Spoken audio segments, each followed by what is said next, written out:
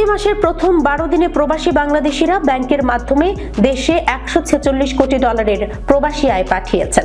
এই হিসাবে প্রতিদিন গড়ে দেশে এসেছে $12,17,00,000 রেমিটেন্স। মঙ্গলবার বাংলাদেশ ব্যাংকের মুখপাত্র আরিফ হোসেন খান তথ্য জানিয়েছেন।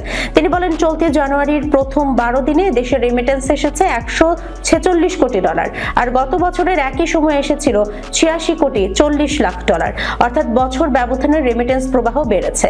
আর 12 জানুয়ারি একদিনে প্রবাসীরা দেশে $12,40,00,000 পাঠিয়েছে জানিয়ে তিনি আরো বলেন, চলতি অর্থ বছরে জুলাই থেকে 12 জানুয়ারি পর্যন্ত দেশে এসেছে $1,772,50,00,000 রেমিটেন্স। বছর ব্যবধানে যা বেড়েছে 21.10%। এর আগে গত ডিসেম্বরে দেশে এসেছে $322,66,90,000, যা চলতি 2025-26 অর্থ বছরে যে কোনো মাসের মধ্যে সর্বোচ্চ এবং দেশের ইতিহাসে কোনো এক মাসে দ্বিতীয় সর্বোচ্চ প্রবাসী আয়।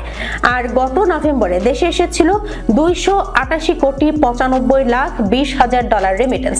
গত অক্টোবর ও সেপ্টেম্বরে দেশে এসেছিল যথাক্রমে $256,34,80,000 ও $268,58,80,000 মার্কিন ডলার রেমিটেন্স।